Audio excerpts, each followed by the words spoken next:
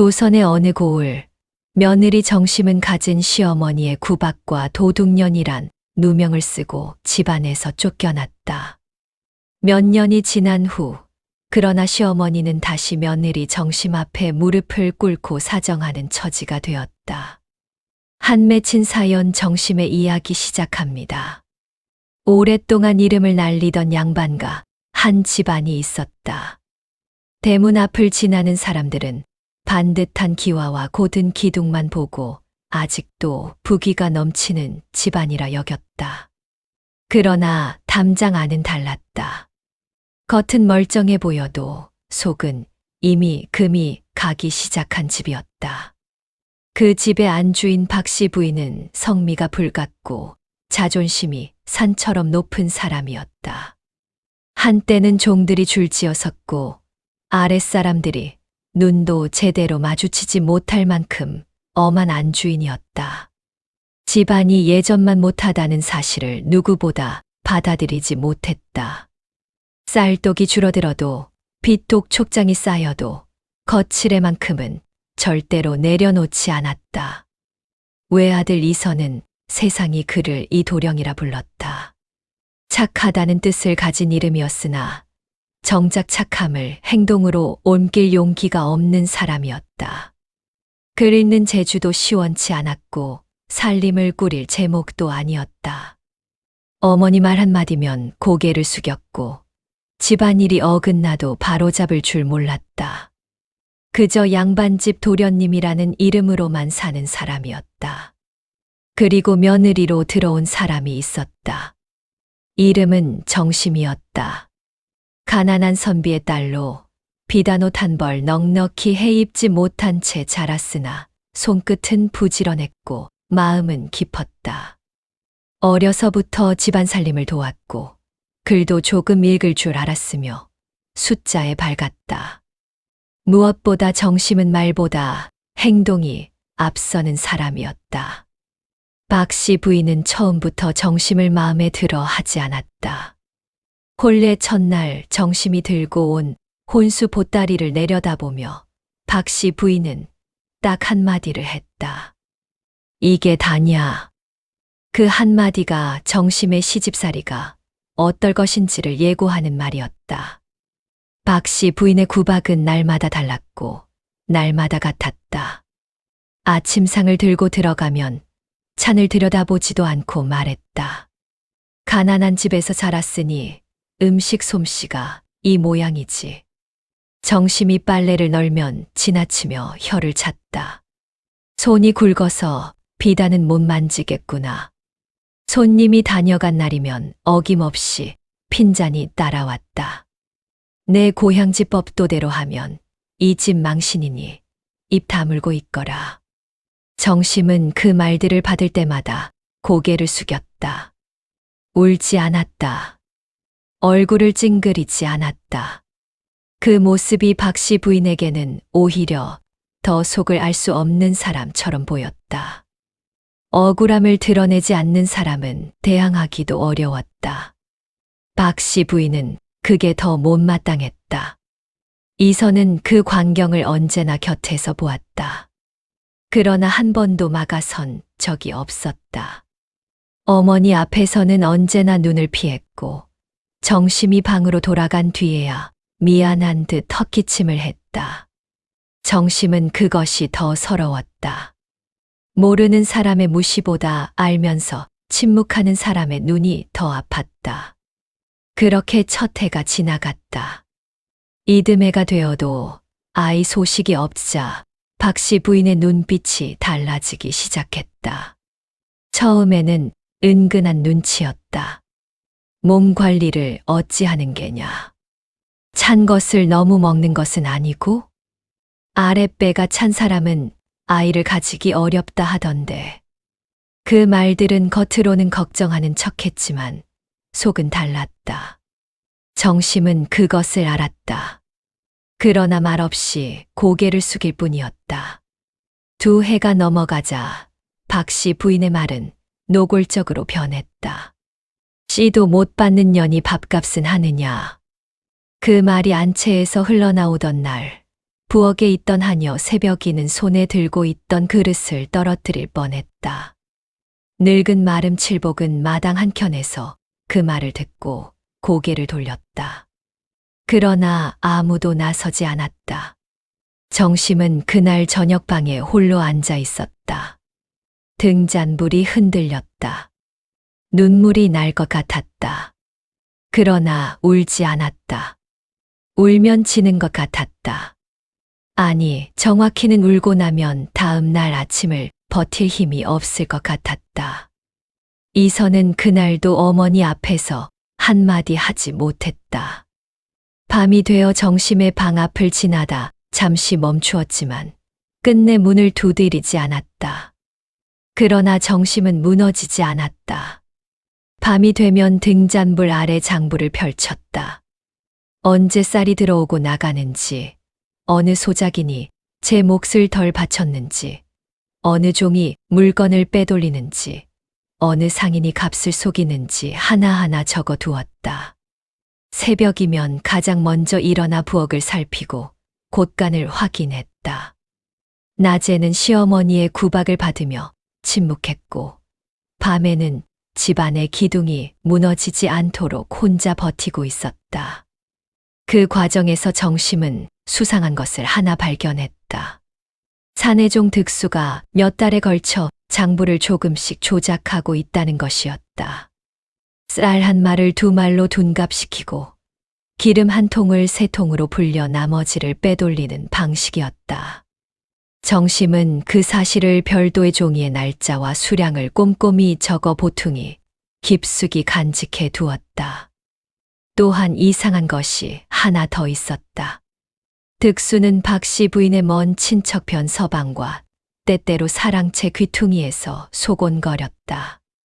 변 서방은 해마다 두세 번씩 집에 들러 선물을 가져오고 한양 소식을 들려주며 집안 사정을 조금씩 물어갔다. 겉은 부드러웠으나 눈빛은 달랐다. 정심은 그를 볼 때마다 알 수 없는 불편함을 느꼈다. 그렇게 두 해가 지나가던 어느 날, 박씨 부인이 이선을 사랑채로 불렀다. 한참 동안 이야기를 나누었다. 이선은 고개를 숙인 채 나왔다. 그 얼굴에 무언가 결정된 일이 있다는 것이 보였다. 그러나 정심에게는 아무 말도 하지 않았다. 한 달 뒤 새 가마 하나가 대문 앞에 섰다. 이선의 두 번째 부인이었다. 이름은 옥란이었다. 중인 집안 출신으로 얼굴이 반반하고 눈치가 빨랐다. 박씨 부인 앞에서는 싹싹하게 웃었고 말 한마디 한마디가 어른 귀에 듣기 좋게 다듬어져 있었다. 박씨 부인의 태도는 하룻밤 사이에 달라졌다. 옥란이 아침상을 들고 들어가면 박씨 부인은 환하게 웃으며 말했다. 어쩜 이리 솜씨가 좋으냐. 역시 제대로 된 집안에서 자란 아이는 달라. 옥란이 바느질을 하면 박씨 부인은 곁에 앉아 흐뭇하게 바라보았다. 손이 참 곱구나. 이런 손을 가진 며느리가 들어왔으니 집안이 환해졌어. 정심은 그 말들을 듣고도 내색하지 않았다. 다만 예전에는 안채를 드나들던 자신의 자리가 하나씩 옥란으로 채워지는 것을 느꼈다. 좋은 음식은 옥란의 상에 올라갔고 정심의 상에는 찬밥과 식은 국이 왔다. 무거운 짐은 정심의 몫이 되었고 손님 접대는 옥란이 맡았다. 정심은 있으나 마나한 존재로 조금씩 밀려나고 있었다. 이선은 어머니의 눈치를 보며 옥란에게 더 살가이 굴었다. 정심의 방 앞을 지나는 발걸음이 뜸해졌다. 정심은 그것을 모르지 않았다. 그러나 말하지 않았다. 말한다고 달라질 것이 없다는 것을 이미 알고 있었기 때문이다. 옥란이 들어온 지 석 달이 지났을 무렵 옥란이 임신을 했다. 안채가 들썩였다. 박씨 부인은 며칠 동안 웃음을 감추지 못했다.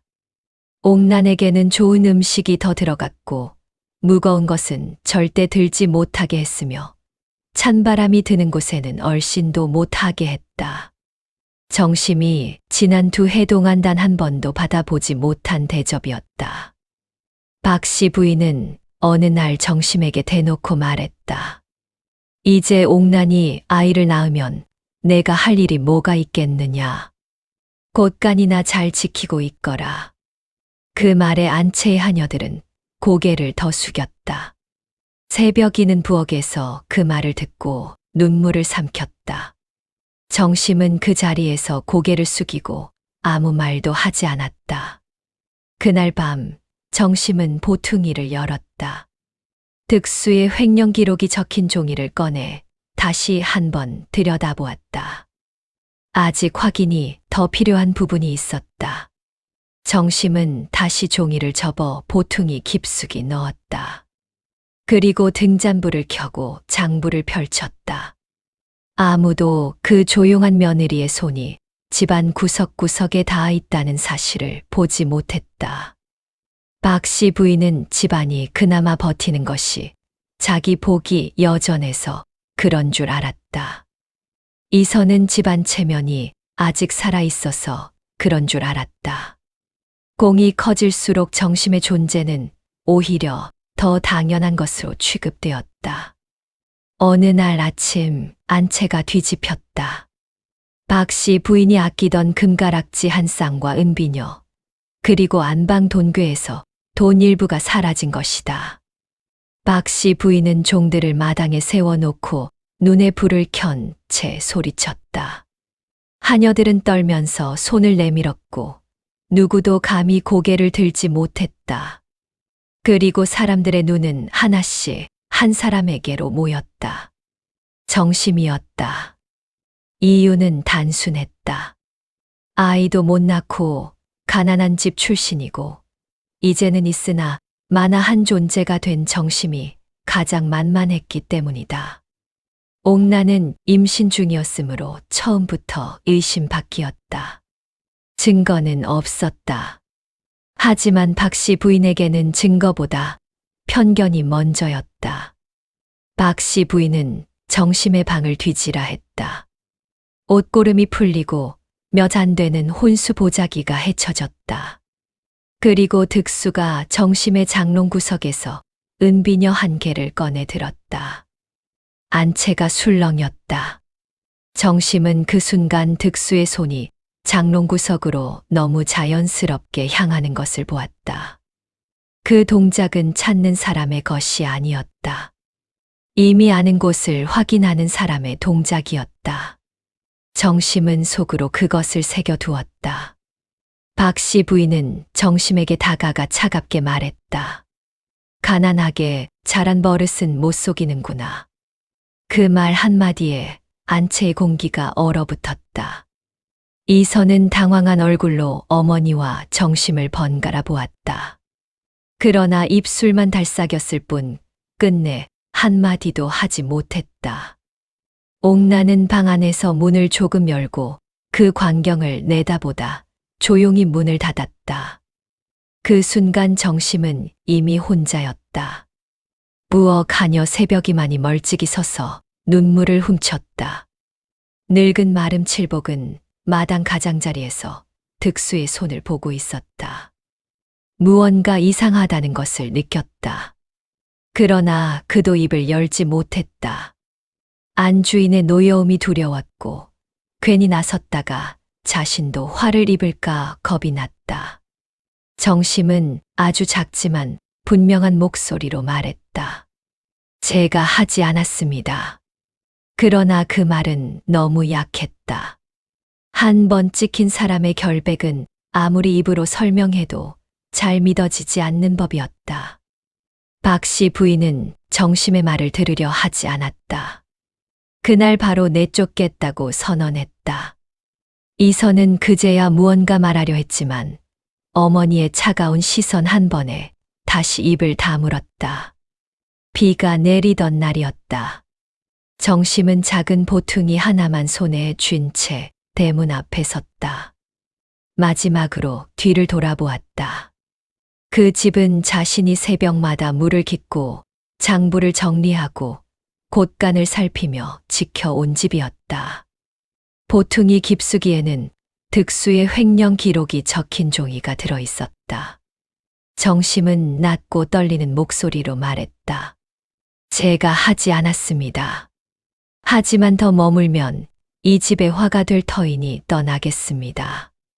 그것은 변명이 아니었다. 그것은 마지막 품이었다.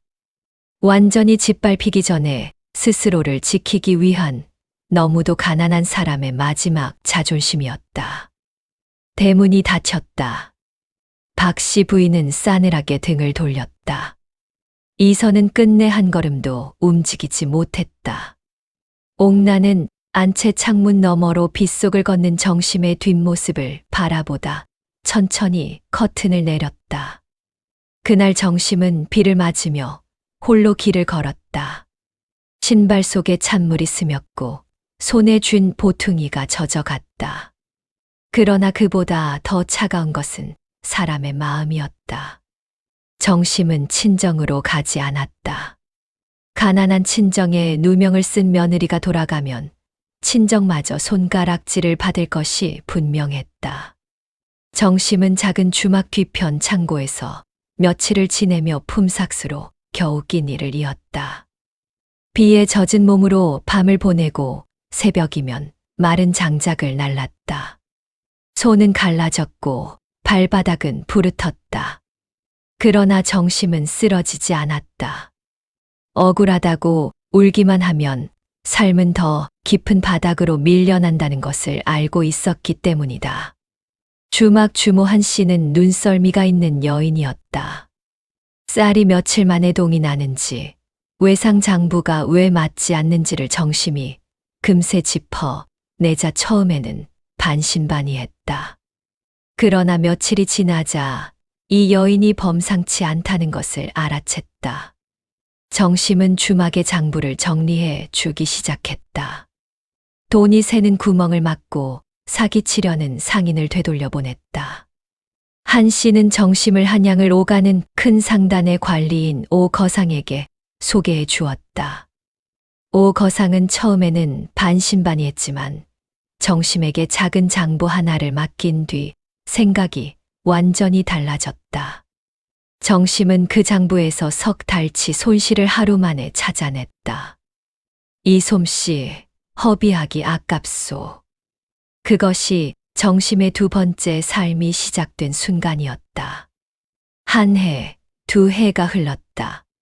정심은 오 거상의 상단에서 장부 관리를 맡아 이름을 알려 가기 시작했다. 포목점 주인도 곡식상도 약재상도 정심의 솜씨를 듣게 되었다. 정심은 누구의 동정도 바라지 않았고 누구를 원망하며 시간을 죽이지도 않았다. 대신 자신을 쫓아낸 세상보다 더 단단한 사람이 되기로 마음먹었다.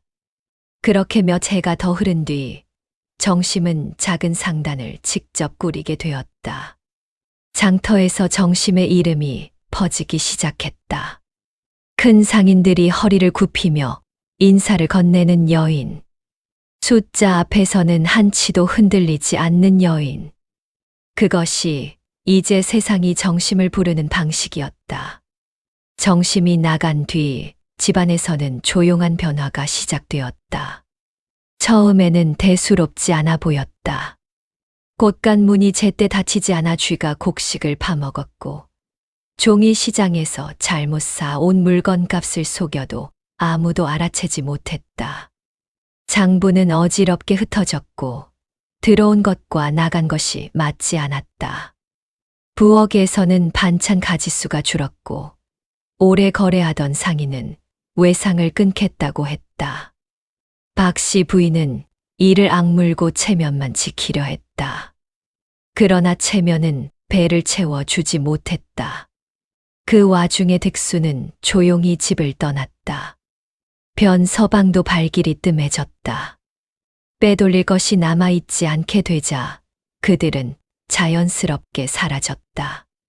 박 씨 부인은 그것도 눈치채지 못했다. 그리고 또 한 사람이 사라졌다. 옥란이었다. 아이를 낳은 뒤 옥란은 조금씩 달라지기 시작했다. 처음에는 몸이 불편하다는 핑계로 친정을 드나들었다. 박씨 부인은 처음에는 걱정스럽게 보냈다. 그러나 집안 사정이 눈에 띄게 기울기 시작하자 옥란의 발걸음은 더 잦아졌고 돌아오는 날은 점점 줄어들었다. 빚독촉이 본격화되던 어느 날 옥란의 친정에서 사람이 왔다. 옥란이 몸이 좋지 않아 당분간 친정에서 조리를 해야 할 것 같다는 전갈이었다. 그리고 아이도 함께 데려갔다. 박씨 부인은 그날 안채에서 한참을 말이 없었다.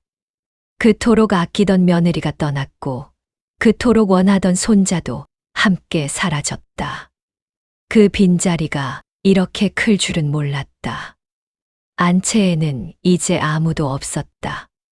정심이 있던 자리도 비었고 옥란이 있던 자리도 비었다. 박씨 부인은 그날 밤 처음으로 자신이 무엇을 잃었는지를 생각했다. 그러나 그것이 무엇인지 정확히는 아직 알지 못했다. 어느 날 오후 정심의 상단 앞에 초라한 행색의 노인 하나가 찾아왔다. 칠복이었다. 그 집안의 늙은 마름으로 집안이 기울면서 어느 날 조용히 사라진 사람이었다. 칠복은 처음의 말을 제대로 잊지 못했다. 정심은 그를 안으로 들이고 차를 내왔다. 재촉하지 않았다. 한참을 기다리자 칠복이 떨리는 목소리로 입을 열었다. 마님, 드릴 말씀이 두 가지 있습니다. 첫 번째는 집안 사정이었다. 정심이 나간 뒤 집안은 눈에 띄게 기울었다고 했다.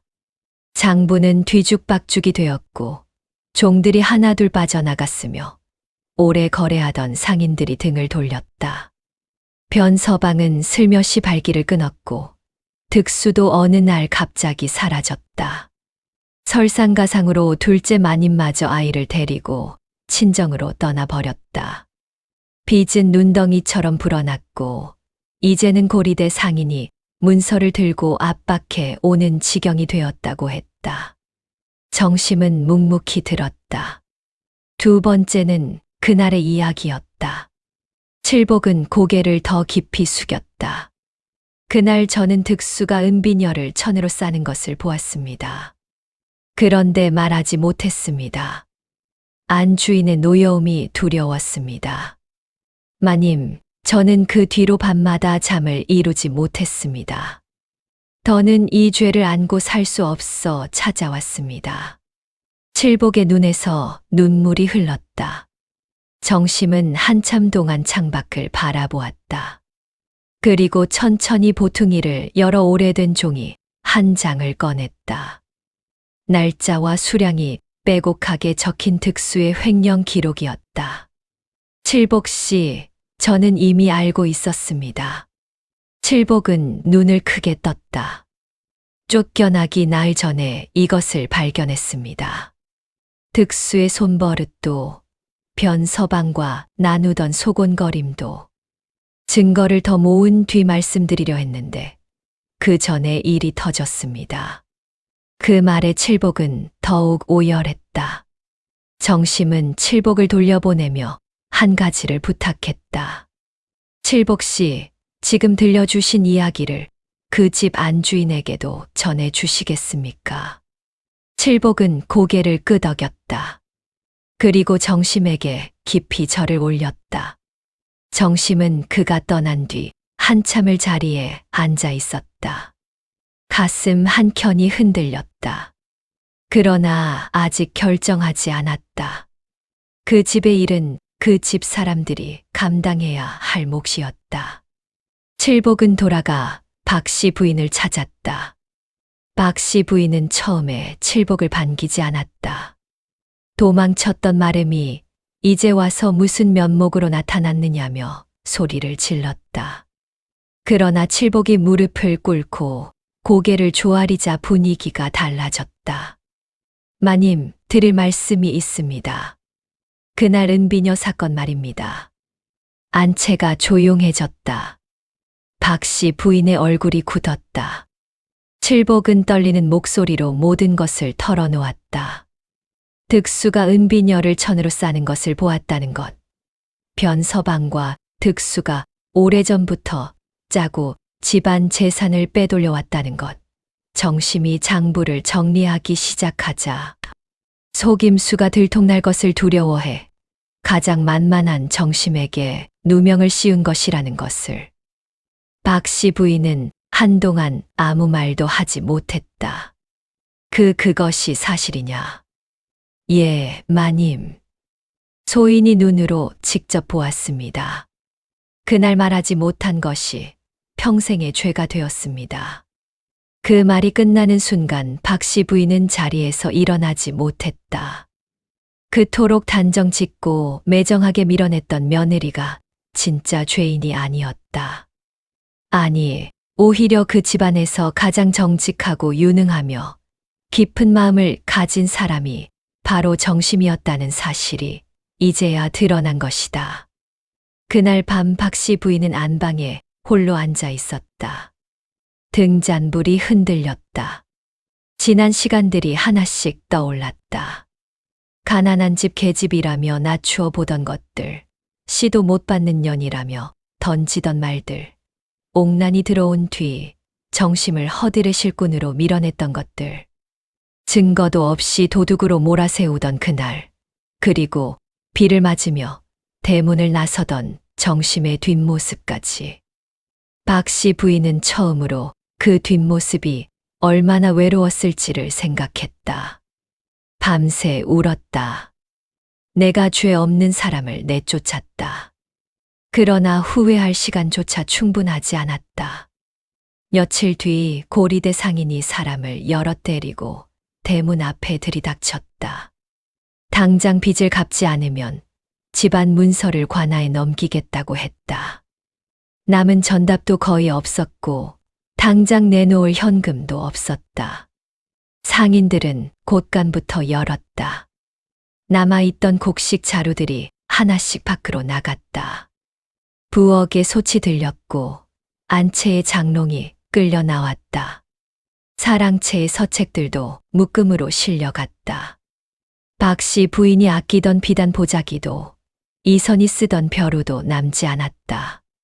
정심이 새벽마다 물을 길어 채워 두던 그 곳간이, 정심이 손수 정리하던 그 장부가 쌓여 있던 그 방이 모두 낯선 손들에 의해 뒤집혔다.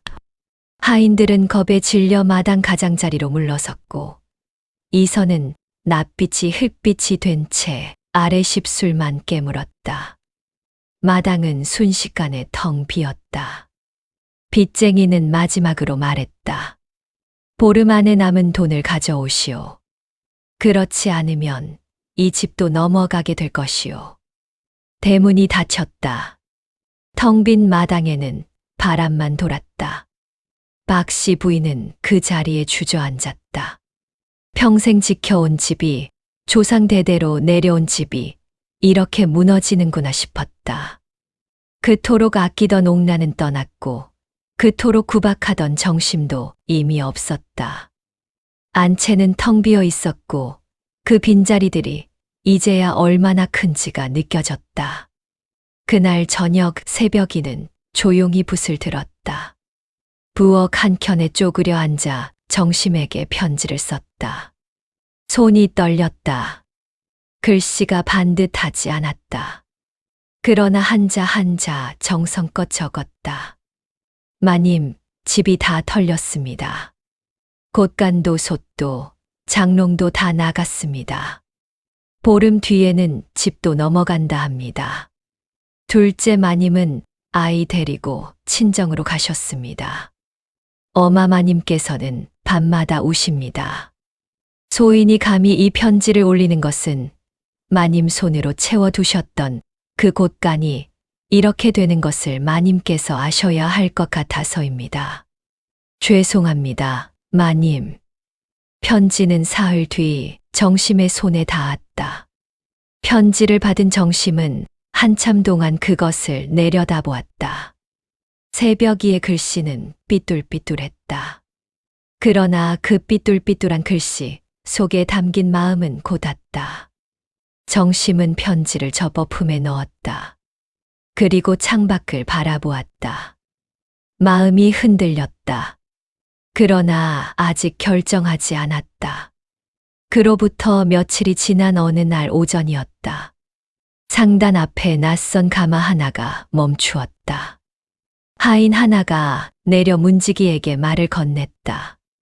박씨 댁 안주인께서 이 상단의 주인을 뵙고자 하십니다. 정심은 그 말을 전해 듣고 잠시 눈을 감았다. 그리고 천천히 말했다. 들어오시게 하여라. 박씨 부인이 들어왔다. 한때 누구 앞에서도 허리를 굽히지 않던 사람이었다. 그러나 지금 눈앞에 박씨 부인은 달랐다. 얼굴은 수척했고 눈가에는 울음의 흔적이 남아 있었다. 옷은 단정했지만 예전처럼 위엄이 넘치지 않았다. 씨도 못 받는 년이라 몰아세우던 그 목소리가, 가난한 집 계집이라 낮추어 보던 그 눈빛이 이제는 온데간데 없었다. 그저 늙고 지친 한 여인이 거기 서 있었다. 박씨 부인은 정심을 보는 순간 발을 멈추었다. 잘 차려입은 것도 아닌데 흔들림 없이 앉아있는 정심의 모습이 전혀 다르게 보였다. 무너져 본 사람만이 갖는 고요한 힘이 정심의 눈빛에 머물러 있었다. 박씨 부인은 자리에 앉지 않았다. 그대로 바닥에 무릎을 꿇었다. 내가 큰 죄를 지었다. 그 한마디에는 억지로 꾸민 체면도 위엄도 남아있지 않았다.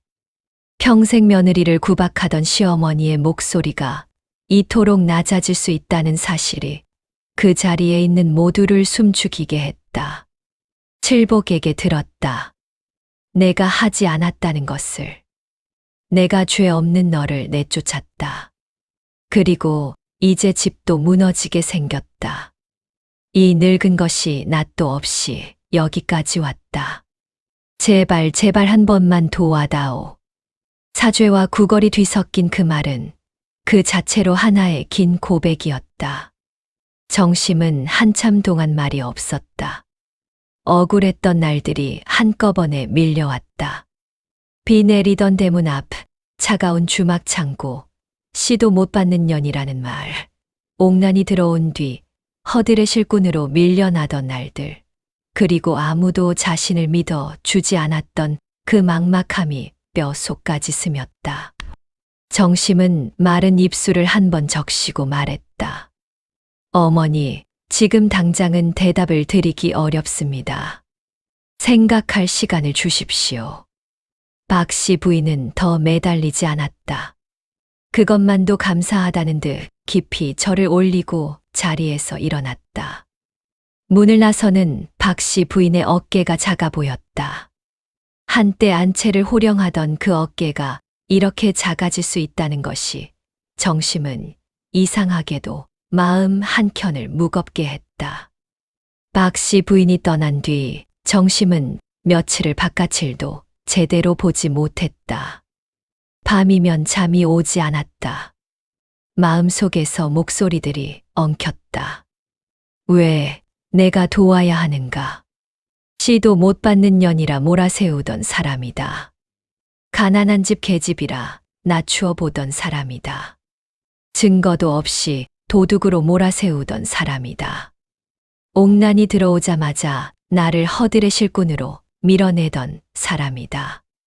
비 맞는 나를 보면서 대문을 닫던 사람이다. 그러나 또 다른 목소리가 있었다. 그 집은 내 청춘이 묻힌 곳이다.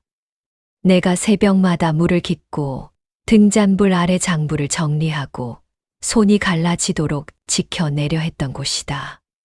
그 곳간이 남의 손에 넘어가는 꼴을 가만히 보고 있을 수 있는가?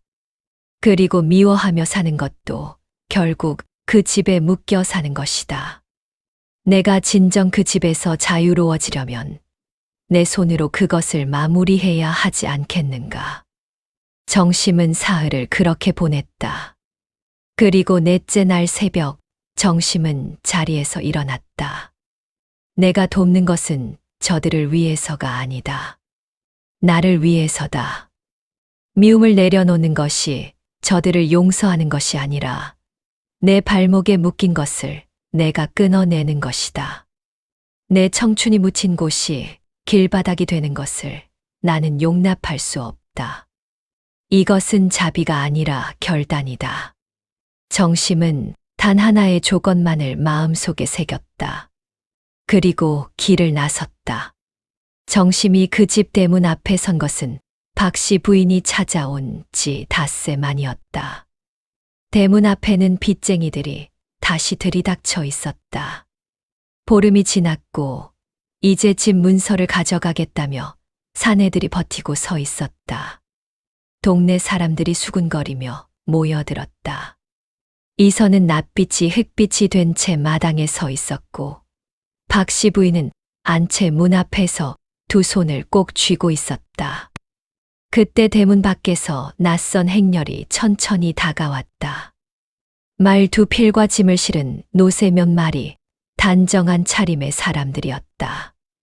앞장선 사내가 빚쟁이들에게 다가가 조용히 문서와 돈 뭉치를 내보였다. 빚쟁이들의 얼굴빛이 달라졌다. 박 씨 부인이 떨리는 목소리로 물었다. 대체 누구의 뜻이오?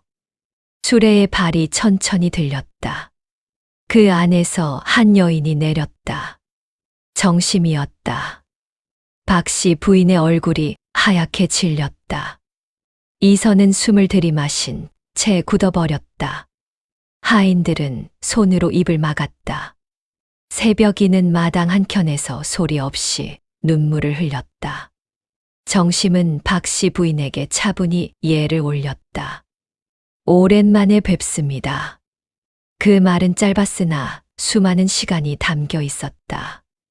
억울하게 쫓겨나던 날의 빗소리와 씨도 못 받는 년이라는 말과 옥난이 들어오던 날의 그 차가운 공기와 혼자 견뎌야 했던 밤들이 모두 그 한마디 속에 가라앉아 있었다. 정심은 빚쟁이들과 마주 앉아 문서를 하나씩 살폈다. 어느 이자는 터무니없이 높았고 어느 조항은 노골적으로 이 집안을 올가매려 짜인 것이었다. 정심은 그 자리에서 빚쟁이들의 속셈을 짚어냈다. 이미 준비해온 거래 문서와 증빙을 내보이자 빚쟁이들은 처음에는 우겨보려 했지만 점점 입을 다물었다. 결국 그들은 문서를 접어들고 돌아갔다. 그 장면을 지켜보던 이들은 놀라움을 감추지 못했다. 예전에는 그저 조용한 며느리였던 여인이 수백 냥이 오가는 문서 앞에서도 한치 흔들림 없이 사람들을 누르고 있었다. 그 순간 사람들은 처음으로 깨달았다. 이 집안이 며느리 하나를 잃은 것이 아니라 집안을 떠받치던 기둥을 제 손으로 부러뜨린 것이었다는 사실을. 정심은 이선을 똑바로 바라보며 말했다. 서방님, 저는 그날 많이 서러웠습니다. 그런데 어머니보다 더 서러운 것이 있었습니다. 이선은 고개를 들지 못한 채 물었다. 무엇이요? 서방님이 단 한 걸음도 움직이지 않으셨다는 것입니다. 씨도 못 받는 년이라는 말을 들을 때도, 옥난 씨가 들어와 저를 밀어낼 때도, 도둑으로 몰리던 그날도 서방님은 늘 눈을 피하셨습니다. 저를 믿지 않은 것이 아니라 저를 지키지 않은 것이 더 아팠습니다. 그날 서방님이 단 한마디만 하셨어도 이 집이 이 지경까지 오지 않았을 것입니다. 이선은 얼굴을 감싸 쥔 채 울기 시작했다. 그 나약함 하나가 한 사람의 인생을 부수고 집안을 이 지경으로 몰고 왔다는 사실이 뼈아프게 다가왔다. 박 씨 부인은 떨리는 손으로 바닥을 짚으며 정심 앞에 무릎을 꿇었다. 내가 아니면 이 집이 이만큼도 버틸 수 없었다는 것을 이제야 안다. 씨도 못 받는 년이라 몰아세우고 옥난이 들어오자 찬밥 신세로 밀어내고 죄 없는 너를 도둑으로 몰아 내쫓았다. 죽어도 면할 길 없는 죄를 지었다. 정심은 그 말을 듣고도 쉽게 입을 열지 못했다. 한참 후에야 천천히 말했다. 어머니, 저는 그날 많이 서러웠습니다. 제가 이 집에서 바란 것은 많지 않았습니다. 다만 제 말 한 번쯤은 들어주시길 바랐습니다. 박 씨 부인은 흐느꼈다. 저를 내쫓으신 날, 저는 이 집과 인연이 끝났다고 생각했습니다. 그런데 시간이 지나도 이 집 생각이 자꾸 났습니다. 이 집이 미워서가 아니었습니다. 제 청춘이 묻힌 곳이었기 때문입니다. 그래서 왔습니다. 그러나 이것만은 아셔야 합니다. 저는 이 집을 살리고 떠날 것입니다. 처음부터 그렇게 결심하고 왔습니다. 정심은 조건을 내걸었다. 장부를 속이지 말 것. 헛된 체면 때문에 곳간을 비우지 말 것. 사람을 집안과 출신으로만 판단하지 말 것. 그리고 무엇보다 말하는 사람의 말을 끝까지 들을 것. 박 씨 부인은 눈물을 닦으며 고개를 끄덕였다. 정심은 다시 장부를 정리했다. 새는 돈줄을 막고 속이던 상인과 거래를 끊었다. 남은 전답 가운데 수확이 가능한 곳을 추려내고 허례허식에 들어가던 비용을 모조리 줄였다. 집안은 서서히 안정을 찾았다. 박 씨 부인은 달라지기 시작했다. 더 이상 큰 소리부터 치지 않았다. 아침이면 마당을 바라보며 오늘 할 일을 물었다. 이선도 처음으로 장부 보는 법을 배우기 시작했고 밭의 사정을 들으러 직접 밖으로 나가기도 했다. 어느 날 저녁 노을이 마당에 길게 들이울 때 박 씨 부인이 정심을 불렀다. 이제는 안채로 들어오너라. 내 자리는 원래 그곳이었다. 정심은 한참 동안 대답하지 않았다. 그리고 낮게 말했다. 제 자리는 한 번 사라졌습니다. 박 씨 부인은 다시 눈시울을 붉혔다. 방 하나를 내어준다고 해서 무너진 신뢰와 지워진 시간까지 되돌릴 수는 없다는 사실을 그제야 알았다. 그해 겨울이 끝날 무렵 정심은 조용히 떠날 준비를 시작했다. 집을 살릴 만큼 살렸고 장부도 바로 세웠다. 이제 남은 것은 이 집안 사람들이 스스로 자기 몫을 감당하는 일이었다. 정심은 아무 말 없이 필요한 것들을 정리해 두었다. 남은 빚과 갚아야 할 날짜, 봄에 심어야 할 작물, 믿을 만한 상인 이름, 경계해야 할 사람들의 명단까지 세세히 적었다. 떠나는 날 아침 하늘은 맑았다. 정심은 작은 보퉁이를 손에 들었다. 처음 이 집에서 쫓겨나던 날과 비슷한 모습이었으나 이번에는 전혀 달랐다. 그때의 정심은 쫓겨난 사람이었고 지금의 정심은 스스로 길을 선택하는 사람이었다. 박 씨 부인과 이선은 대문 앞까지 나와 서 있었다. 하인들도 마당에 모였다. 그때 새벽이가 정심의 앞을 가로막았다.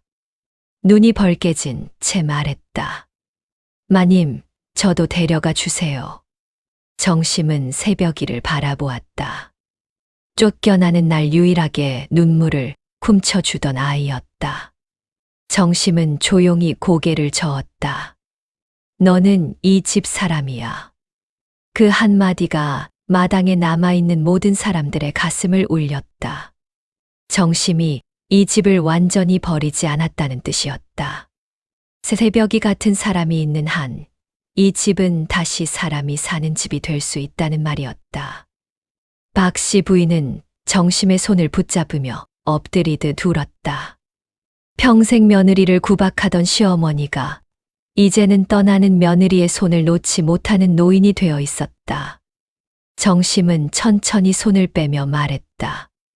어머니를 미워하며 살고 싶지 않았습니다. 그래서 여기까지 왔습니다. 이제는 저도 제 삶을 살아보려 합니다. 그 말은 원망의 끝이자 용서의 완성이었다. 완전히 있는 것이 용서가 아니라 상처를 안고도 더는 그 상처에 끌려가지 않겠다고 결심하는 것이 진짜 용서일지도 몰랐다. 정심은 대문을 나섰다. 이번에는 비가 오지 않았다. 길도 질척이지 않았다. 그녀의 걸음은 조용했으나 흔들리지 않았다. 사람들은 한참 동안 그 뒷모습을 바라보았다. 그 뒤로 그 집안은 예전처럼 거만한 양반가로 돌아가지 못했다. 대신 조금 부끄러움을 아는 집이 되었다. 박 씨 부인은 늙어 갈수록 정심 이야기를 자주 했다고 한다. 우리 집을 살린 사람은 내 첫째 며느리였다. 그 말에는 늘 눈물이 섞여 있었다. 둘째 며느리 옥나는 끝내 돌아오지 않았다. 박 씨 부인은 그것을 입 밖으로 내지 않았지만 그 침묵 속에 모든 것이 담겨 있었다. 집안과 출신을 보고 사람을 판단하다 정작 사람을 잃었다는 것을. 이선은 늦게나마 사람 구실을 배워갔다. 누구를 함부로 판단하지 않으려 애썼고 자기 귀로 듣기 전에 남의 말을 믿지 않으려 했다. 그러나 아마 평생 속으로는 같은 후회를 안고 살았을 것이다. 비 내리던 그날 대문 앞에서 단 한 걸음만 더 내딛지 못했던 자신의 나약함을, 그리고 씨도 못 받는 년이라는 말을 들으면서도 끝내 입을 열지 못했던 그 밤들을. 새벽이는 그 집에 남아 훗날 살림을 맡는 사람이 되었다. 정심이 남기고 간 장부 정리 방식을 고집스럽게 지켜나갔고 새로 들어오는 하인들에게 반드시 한 가지를 가르쳤다. 이 집에는 한때 모든 것을 보고 있던 눈이 있었다. 그리고 정심은 다른 고을에서 새 삶을 살았다. 자기 이름으로 상단을 꾸렸고 어려운 처지의 사람들을 도우며 살았다고 전해진다. 분명한 것은 하나였다. 그녀는 더 이상 누구의 억울한 며느리로만 남아 있지 않았다는 것이다. 자기 삶의 주인이 되어 자기 발로 서서 자기 이름으로 살아갔다는 것이다. 가장 약해 보이던 사람이 실은 가장 강한 사람이었다. 정심 이야기는 여기까지입니다. 구독 부탁드리고 더 좋은 이야기로 찾아오겠습니다. 감사합니다.